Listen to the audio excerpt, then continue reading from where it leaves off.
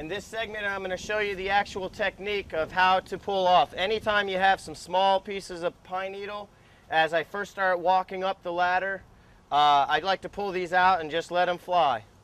Clean off the little area nearby it to make sure it's tidy. And then with the pool brush, since I've already gotten most of the stuff across, halfway across, it's a pulling motion, just resting the pool brush on the top of the screen.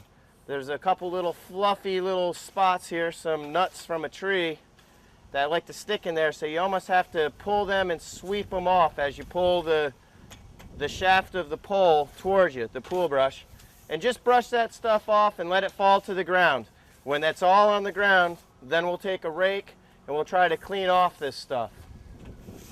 But basically, you do one section at a time before you move on.